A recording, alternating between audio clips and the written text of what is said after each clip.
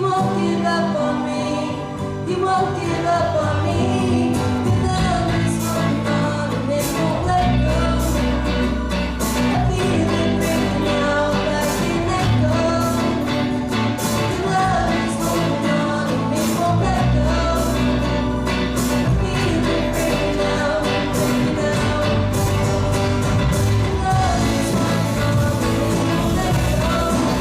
I feel it breaking out like an echo.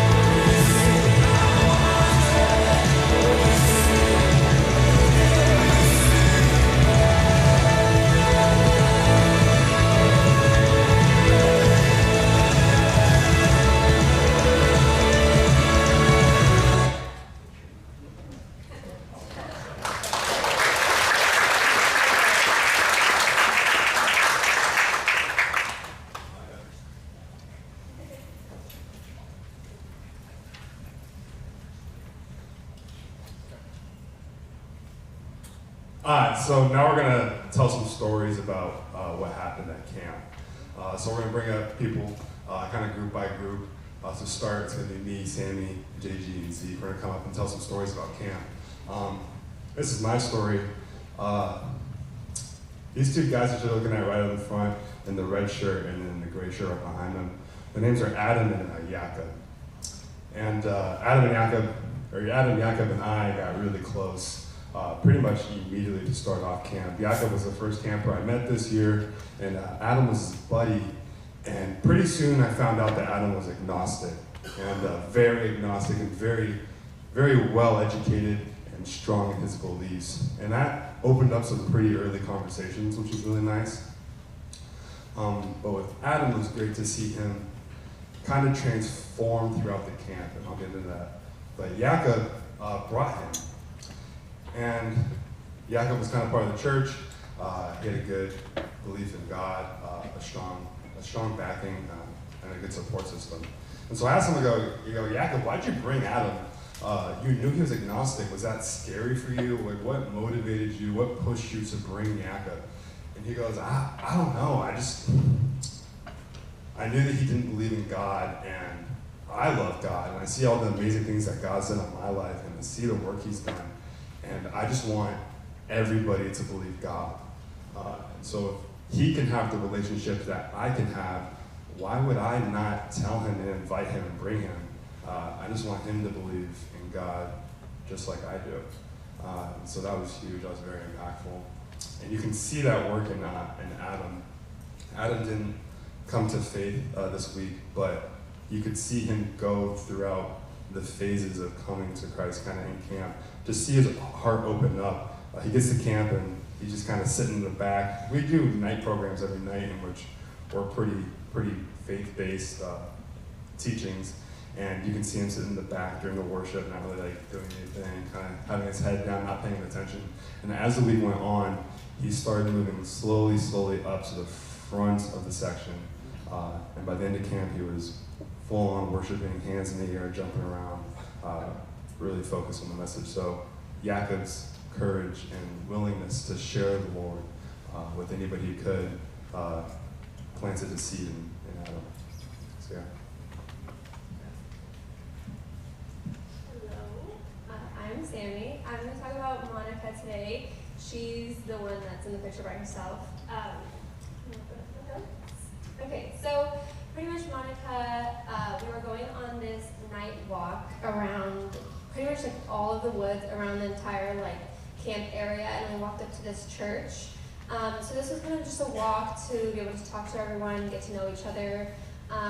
So we started up a conversation, and she was telling me how in her school, she's like one of the very few Christians like in the entire school, but she still has like the encouragement and the like boldness to go around and share like the gospel and like the love of the Lord to everyone, no matter like, I think she was telling me there were kids who she'd like go up and talk to and they like don't even care what she's saying or like won't give her like attention or like the time of the day, but she still like keeps going and keeps trying. And there was this one girl in particular at her school that she could see she was like very shy, didn't really talk to a lot of people.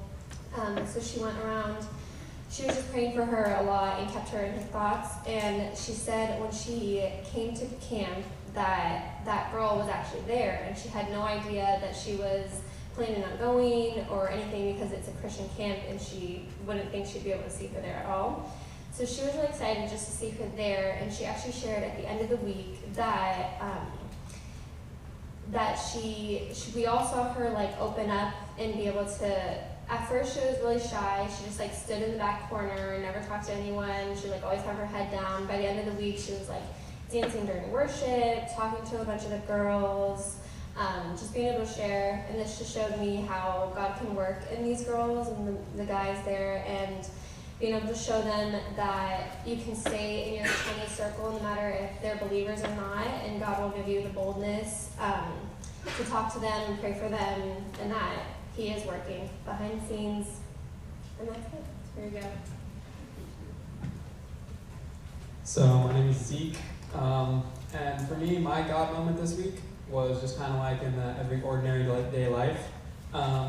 I had a great time at camp. It was really fun, but I really saw God speak to me through this, and this looks like just like an ordinary picture of everyday life, and it's just like one of our travel days. And as we were going down this escalator, I just felt God speak to me saying that no matter like what step everybody is in life, there's always another one for them to take. They can always take another step. There's always something more for them to do. And yeah, there's just always something more for people to do and better their faith in God. Alright, so my little moment is going to be about Charlie. He's the red-haired kid on the side right there. When I first met him last year, he was pretty quiet. He was not very talkative, pretty shy.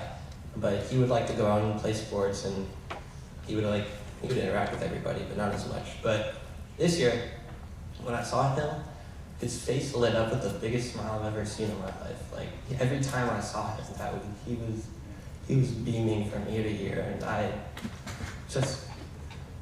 he said so many kind things to everybody he met, and the letters that he wrote.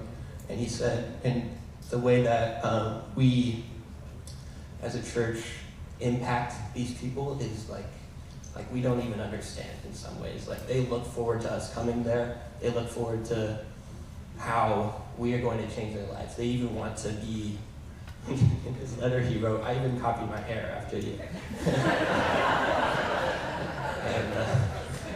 And these kids that we're meeting, they want to go closer to God because of us, and it's such a special experience. And that's all I wanted to share.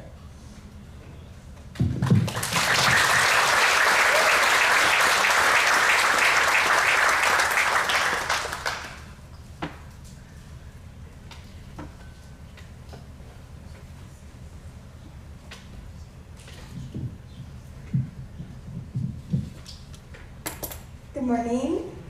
I'm Megan, and I wanted to share a little bit about the night of Labyrinth, because I thought it was a super special night. It's kind of a blurry photo, but this is the only photo of the moment that we had. In the back, you can see that I'm way back there talking with a student, but if you don't know what Labyrinth is, it is the night where the students get shared the gospel in the full form. So they go through stations around the camp, and they're like physical stations with activities, and it shares the gospel to them in such a physical, tangible way. It's a really cool experience for them to go through.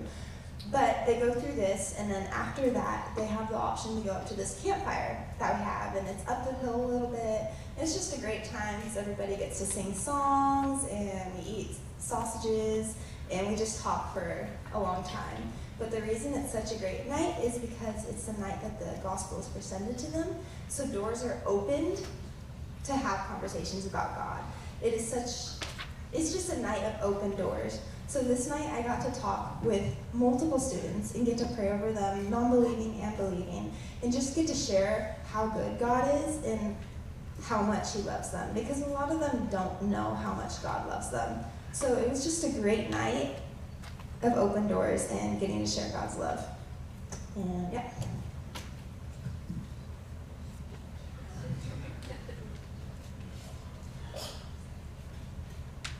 Okay, hello everyone. My name's Louis.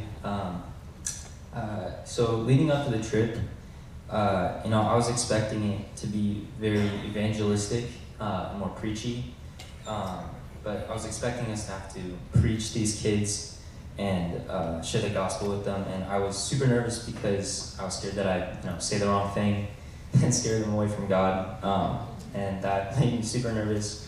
So I was praying about that all leading up to the trip, and throughout the week, I noticed that some of the times when I saw God working the most, was when I was just having. Sorry, one sec. Was when we were just, like talking about life and hanging out, just being with them and showing them God's love by living life with them and just like showing genuine interest in their life. And, I saw God working through that, like the most in me and the whole team.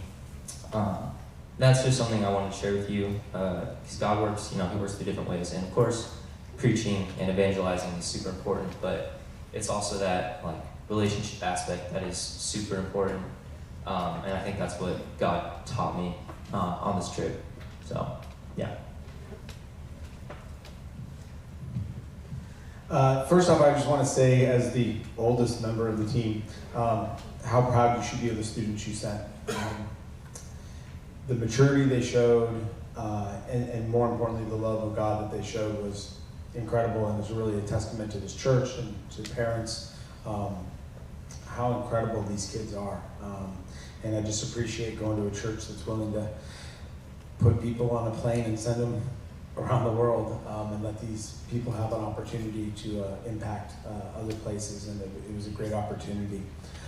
In this picture, the girl on the left, the shorter one, Hella, is actually, I found out, my son Jonah's age, and so that was pretty crazy to have somebody, as I think of as one of my younger kids there in the camp. And we had a day called Survivor, and it felt like Survivor. I think it was 6 hours. It was mostly just walking, and nobody's really talked about it, but in Czech, they fool you. They constantly tell you you're gonna go for a walk, and what that means is a crazy hike that no American would ever do voluntarily. And so we were walking for like 6 hours. I think I had 24,000 steps on that day. But Hella has asthma and did not want to go. She was pretty determined not to go. And this is a moment where I think God kind of works in our weakness, because I found that as I get older, hiking, especially hiking uphill, is slower, very much slower. And one of the things on Survivor is we had a waterfall that we had to be to by a certain time. I think it was 6 o'clock their time. And we had to be there, and what was gonna happen if we didn't make it is we were not gonna get dinner. So we were in a team, and the team started to get maybe a little worried and said, we gotta go.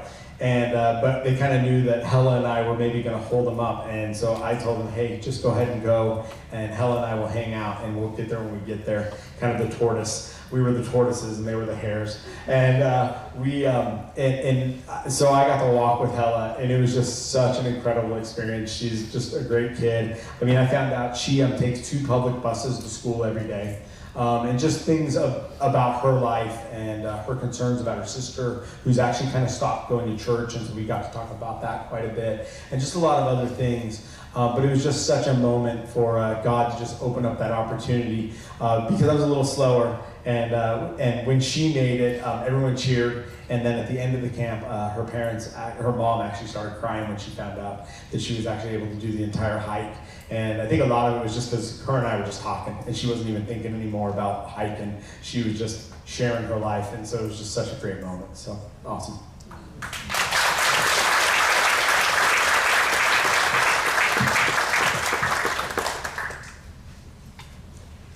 Hi, my name's Jada. This is a picture of me and a student named Rita.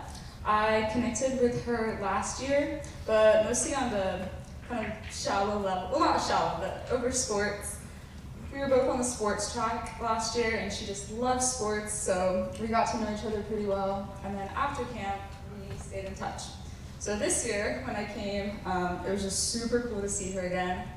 She is 16. She immigrated here from Russia, or to the Czech from Russia during the Russian and Ukrainian war. So the Czech is new to her.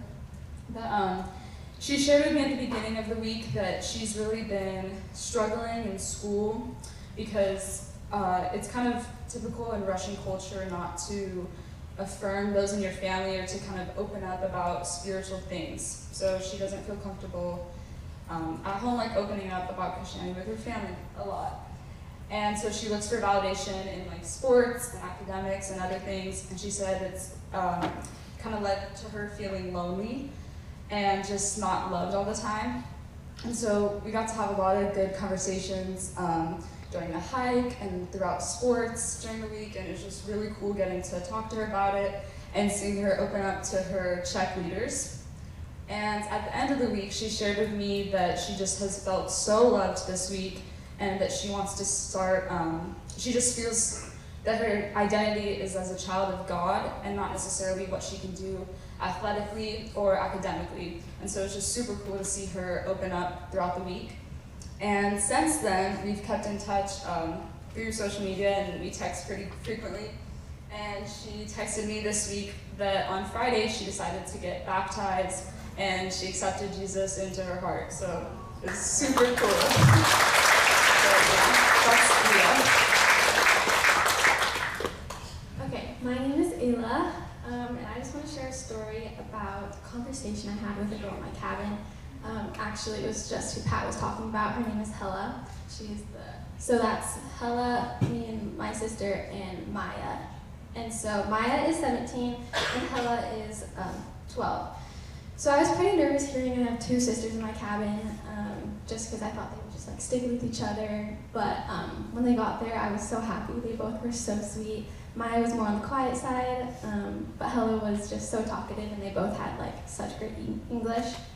But I think it was on the second night of camp, me and Hella were just in the cabin just talking about like random stuff, and we were talking about her school and just the past few years, and she really just started opening up to me about a lot of struggles that she's had, just a lot of hard things, and it was really, really sad to hear, and just, yeah, it's hard. But I actually got to relate with a few things that she struggled with and just a lot of stuff, and so I got to share with her how God has helped me, and also share with her a Bible passage that I really like. So it's Psalms 139, 9 through 14. It says, "If I rise on the wings of the dawn, if I settle on the far side of the sea, if I say, surely the darkness will hide me, and the light become night around me, even the darkness will not be dark to you, the night will shine like the day, for darkness is a light to you. For you created my inmost being, you knit me together in my mother's womb. I praise you because I am fearfully and wonderfully made. Your works are wonderful, I know that full well." And so that was just really cool to be able to share that with her and see how God can use my circumstances and struggles to share his love to Helena in that moment. And it was just pretty cool. Yeah. Hello, my name is Eli, and I will be sharing also about the labyrinth. My God moment happened at the end, so that is at the campfire. There was a choice to go talk to somebody about anything you wanted, whether it was a question you had or just if you wanted to answer about your faith, which I also wanted to ask about my faith. I felt like I was going up for the big events like this.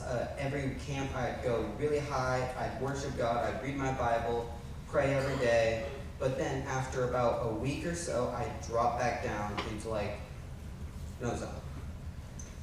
Daniela was who I talked to, and we just pretty much she said that faith, which is what I needed to hear, was that faith isn't based on devotion, like prayer or reading the Bible, but it's more worried about what your heart feels. And so I forgot about that, and she just reaffirmed that, hey, you don't need to read your Bible to like be a good Christian, which pointed me to Romans 10, 9 through 10. "If you declare with your mouth Jesus is Lord and believe in your heart that God raised him from the dead, you will be saved. For it is with your heart that you believe and are justified, and it is with your mouth that you profess and are saved." And this has just helped me out so much, and I just want to end by saying, always remember, your faith saves you, not your deeds, but your deeds will follow. Alleluia.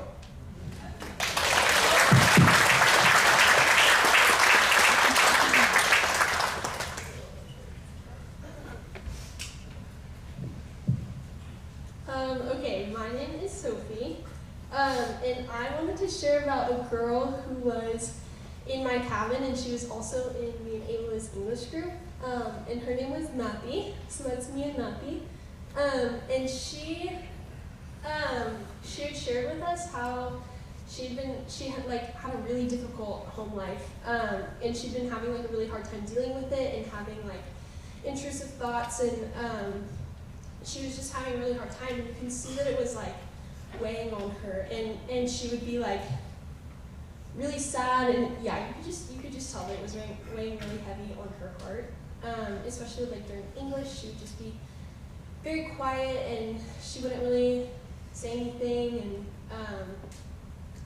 about halfway through the week, something like totally flipped, and you could really see it. She was like super joyful, and she was talking, and she was answering questions, and something had just totally flipped. And the last night of camp, she shared her testimony, and she talked about how God had spoke to her and given her peace. And it was really cool to hear that and to think back and see like the physical change that had occurred halfway through the week. And so I had a conversation with her and I asked her like, hey, like what's God been teaching you? And she said that this week she learned that God is always close. And I thought that that was really cool.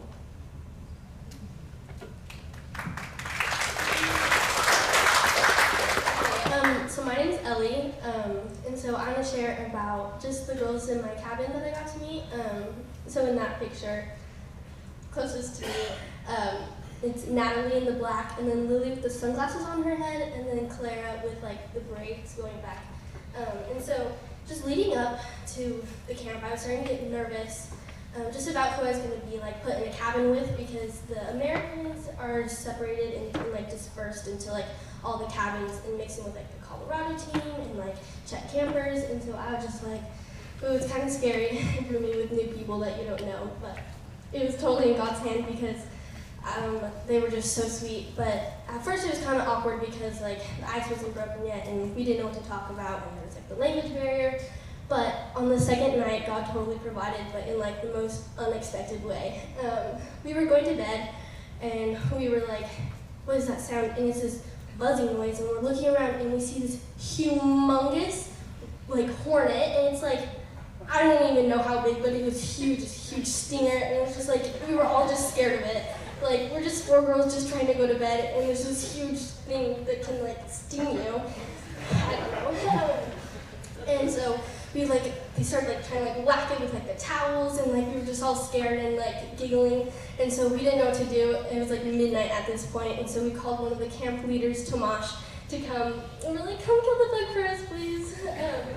And so he did, and so that was really nice. But then after, like, we started to like try and settle down, go to bed, we turned the lights off, and we all just started like giggling and like laughing, and we couldn't stop for like 30 minutes. It was just in the dark, and we were just laughing in our beds. And so then just after that, something like clicked, and like the ice was just broken. It felt like we could talk about anything, and so it just like opened up doors to be able to connect on a different level. And we got to talk about what God was teaching us that week, and just about like struggles that we were facing, and just our relationships and our walks with God. And I know, so now I just have a really good, close relationship with these 3 girls, and 4. And so, yeah, it's just really cool, like, looking back on it now just to see how God uses the unexpected moments of, like, fear or something that doesn't look so good, and just see how he moves in those ways. And he can just use anything for his glory and for his plan. And so, yeah, thank you.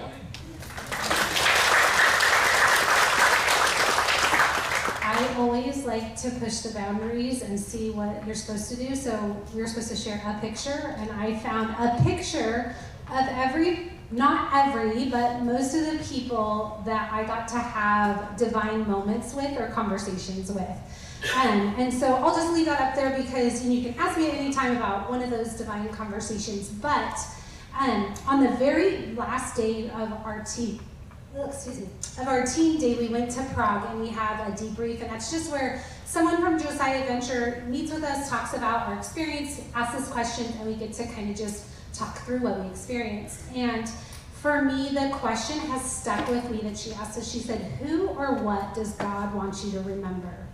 And so for me, this slide is the who, all those divine moments, but I'm going to focus on the middle. Good job, honey, the middle guy with the mic. His name is Lukasz, and last year I got to do English camp with Lukasz, and then actually Josh and I have kind of stayed in contact with him, but he is, last year when we went, he chose to serve in Josiah Adventure full-time. And what that means in the Czech is that you're now a missionary, but they're such, here when we send our missionaries, you have tons of churches, tons of Christian people to support you. And over there, when you become a missionary with such a small percentage of Christians, it's hard to jump into full-time ministry. But he totally trusted God.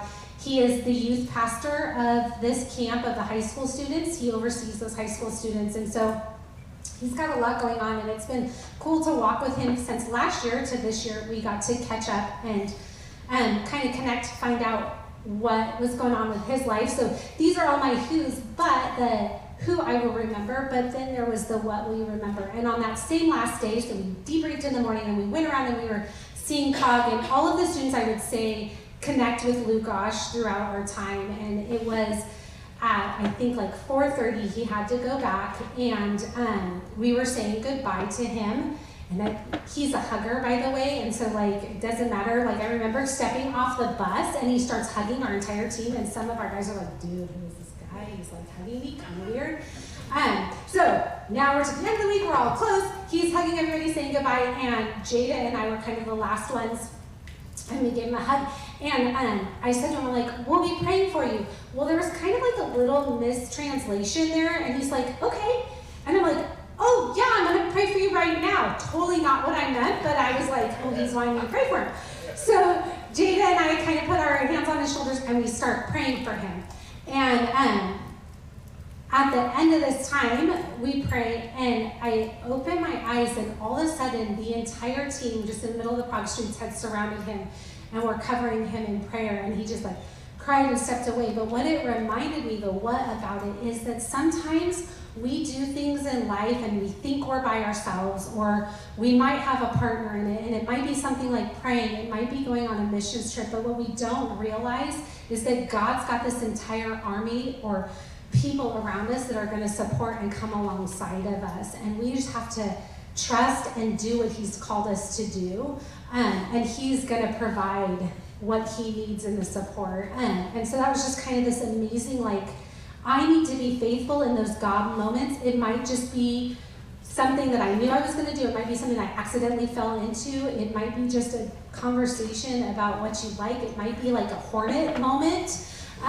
But God has those divine moments, and I would love every day, I find myself saying, who or what does God want me to remember today? At the end of the week, who or what does God want me to remember, and to be faithful to those things? So that's my who and my what are right there.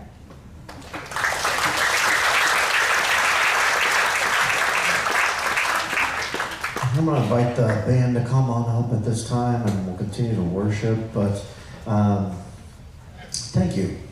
Thank you for sending us. Thank you for praying for us. Thank you for your financial gifts that sent us around the world. And thank you for sending enough money that we can come back and tell you about it. So it is a blessing.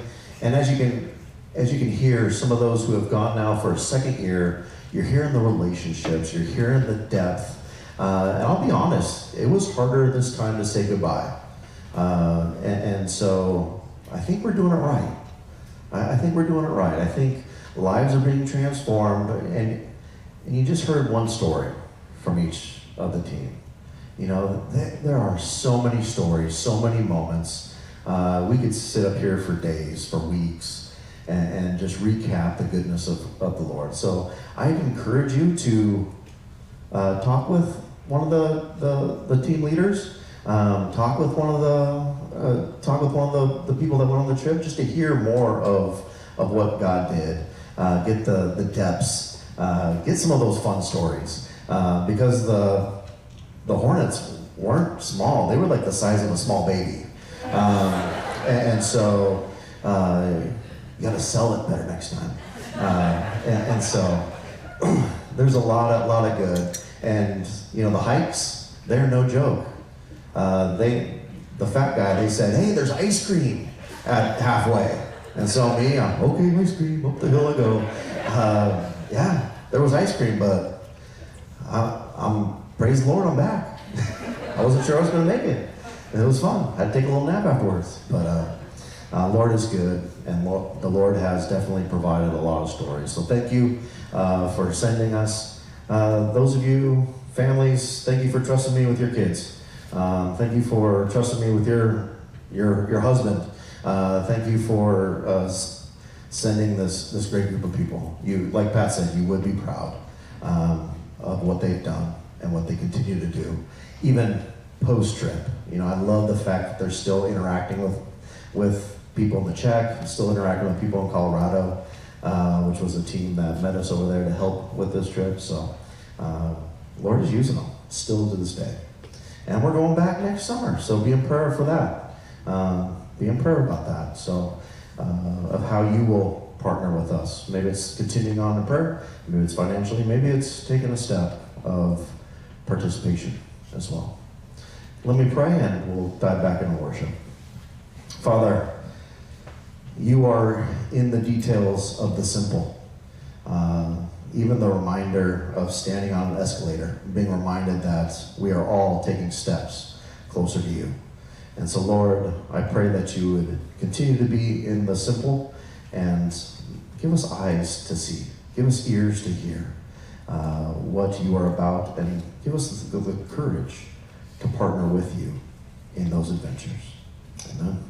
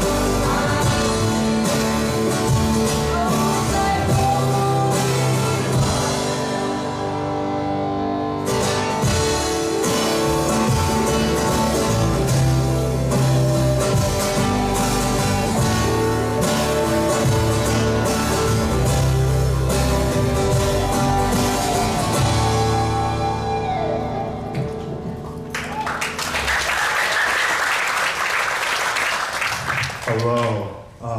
We're going to get into communion. I do want to say that when we're in the Czech Republic, when we did communion, they handed us the elements in just this big bowl. And so all the students lined up in one big single file line and drank out of the same cup. So we're going to do that today. The elements, they're up here as normal.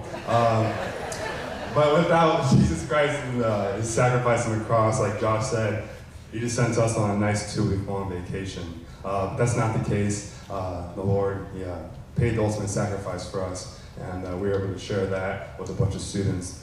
So let me read this, Matthew 26:26. While they were eating, Jesus took bread, and when he had given thanks, he broke it and gave it to his disciples, saying, "Take and eat this. This is my body." Then he took a cup, and when he had given thanks, he gave it to them, saying, "Drink from it, all of you. This is my blood of the covenant, which is poured out for many of the forgiveness of sins." So as you come up and take the elements, do so in remembrance of Jesus Christ and his sacrifice.